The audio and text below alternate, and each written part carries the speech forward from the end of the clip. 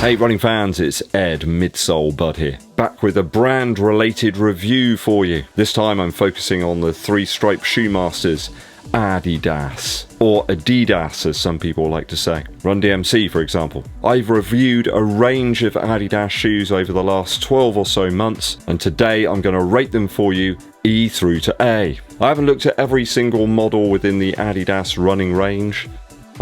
Not quite that flush, and also that would make for a rather long video. Perhaps somewhere in the region of Avatar length, and probably wordier than a ring-related fantasy story. So here's my grades E through to A for the Adidas running shoe range. At least the ones I've recently reviewed. Okay, let's go.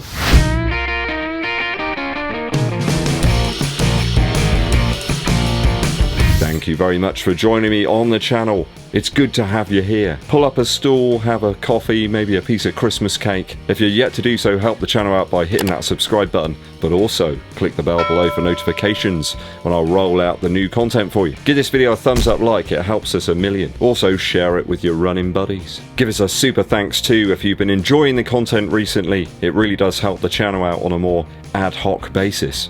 Let's get to it. Right, school is officially in session. First one up is the mega clunker, the Adistar from Adidas. This one just didn't gel with me over time. I did try and get a few more miles into it, but I'm just not really enthused about wearing it at all. I'm going to give this a D-, purely on the ride, which is very dialed into a very specific sort of pace zone. I don't think the shoe's a total disaster by any stretch. It's not the sort of shoe that I would choose to run barefoot in rather than use it, and I can also see some people getting a whole bunch of miles into it and getting some enjoyment from it. I think if you need a more stabilizing shoe, then it could work. That's far too heavy as well, my UK size 11, US size 12. I think this one clocked in around about like 350 grams or something. In 2022 we've just seen lighter, far more forgiving models in the Adistar. It's like a shoe model we would have seen a few years ago, so yeah, not the best. A D- for the Adistar. Moving on to the Ultraboost 22. This is a shoe that I picked up relatively early this year. I'm going to give it a D grade. Now, this was initially a favourite of mine due to the really nice profile on foot. I really like the looks of the Ultraboost 22 as well, but sadly it made its way more into my casual shoe rotation. The main issue was that I found it very lacking in the UK weather conditions. That prime knit that's on the upper of the Ultraboost just really doesn't work too well in wet weather. If you live in the UK, you'll know that we've had a fair amount of that, not only recently but also earlier in the year. Got to be really careful how you dry that shoe off. It has to be under natural circumstances. Don't put it anywhere near a heater. In fact, never put your running shoes near a heater, okay? Underfoot, I quite like the drop from heel to toe, but I do hope for a more forgiving mid to forefoot feel in the forthcoming Ultraboost 23. Just how long will Boost hold out for within the Adidas running shoe lineup? Now, there's no major figurehead to sort of propel it into the public eye. They always seem to have a whole bunch of colorways online as well for the Ultraboost 22. All sorts of different versions. There's one for wetter weather, which seems to be even heavier. There's loads of them on discount as well, and that can only mean one thing. So it's a D grade for the Ultraboost 22. Next up, it's the Boston 10. Now, I tried to like this shoe, I really did. I gave it my all, but there's just something about it that just doesn't gel with my running style. It did improve over time, I gotta be honest. I think I got up to about 50 miles in it. Did start to become a little bit more forgiving and slightly less rigid. Though having tried recently the Endorphin Shift 3, I can't see why anyone would opt for this or the newer Boston 11. It's just a very rigid slab of Light Strike in this one. I just wish there was a little bit more Light Strike Pro underfoot. It actually seems to peter out way before you get to the plate here. In fact, I know some people have removed the plate from their pairs of the Boston 10 and made it a little bit more forgiving. Just seems to have far less return than you'd expect from a shoe that has energy rods and some of that excellent foam. Outsole wise, I actually found the shoe really good, especially in sort of more wet and moist conditions. I just wish there was more Light Strike Pro here, a slightly more forgiving feel, and certainly the actual lockdown across the top of the foot felt almost straitjacket like. Perhaps if they remove that tough as nails Vinnie Jones heel plate. I mean, it's tried to start a fight with me on a few occasions since I took it out the box. I'll beat you up, you shoe nerd. Moving on to some more pleasant teacher's pet models now. I've just had to pop out to the car to get this one, and it's absolutely tipping it down. I don't think I'll be going running later on. I may get blown away. We've got the Adizero Adios 7 here.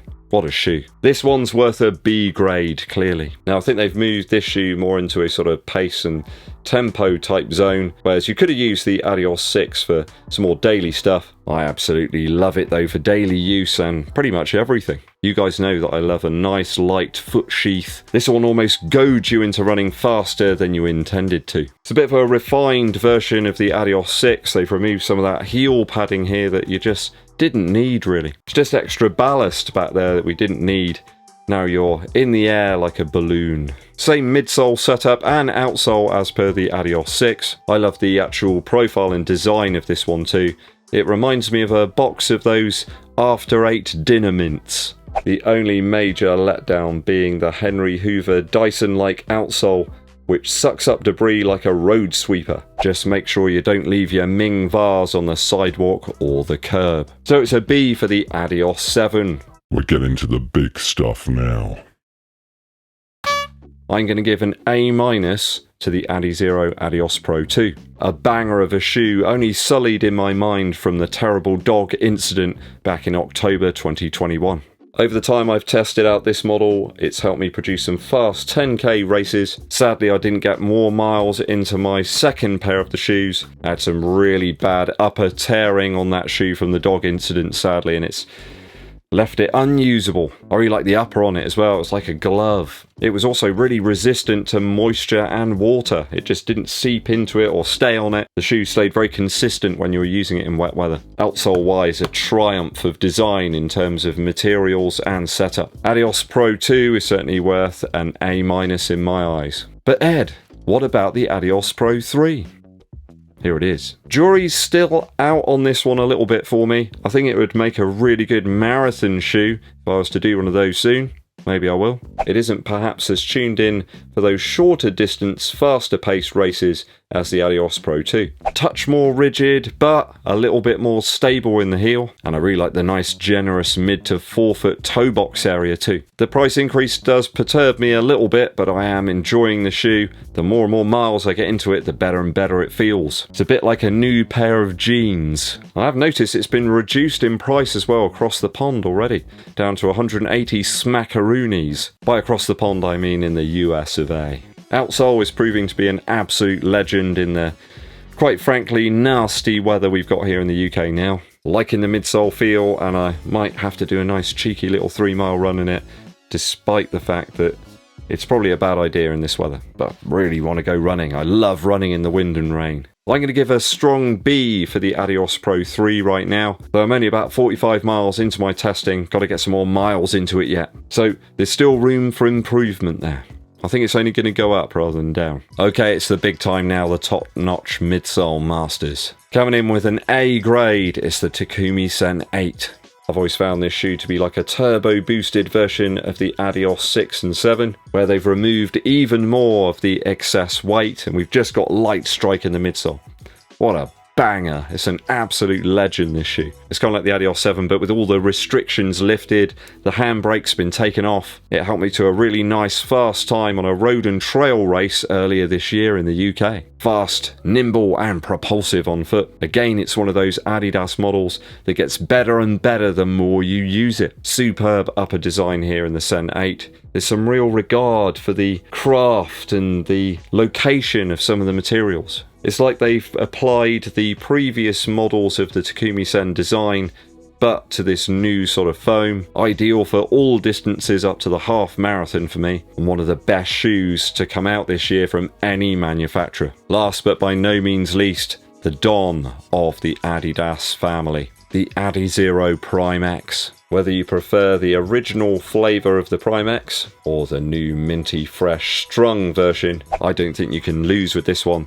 Yes, it's very expensive, but that isn't going to stop me from giving it an A grade in today's video. I mean, yeah, if you're running at slower pace in this, you might find it a little bit unstable, but anything above steady speed sessions, I found it to be one of the best running shoes I've ever used. It just makes the process of running very fun and engaging. It's hard not to find yourself beaming when you're running outside in the Prime X. Long runs, easier paced efforts, recoveries. I've even done some faster mile reps in this, and all of it's worked. The shoe shines and that excellent cushion comes through. There's a lovely mid to forefoot roll as well you get with this shoe when you engage it. Wonderful comfort too in that nice new strung upper material. This is the future in a shoe, and I feel it's worthy of an A grade in terms of my runs in it so far. These two certainly top of the tree for me this year in terms of Adidas running. So that's all of the grades for the shoes I've tested out over the last 12 months or so. Do you agree with my choices, or am I a complete midsole moron?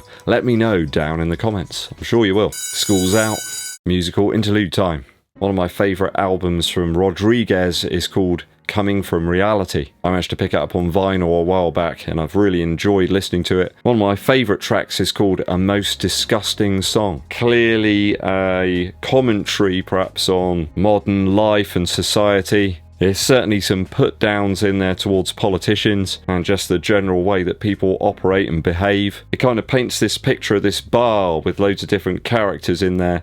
Rodriguez's sort of profile of them, I suppose. It's a fantastic track, guys. You should go and check it out. Rodriguez, one of the most underrated musicians there's ever been. With all that sort of spite and nastiness of that track, the following tune is just beautiful.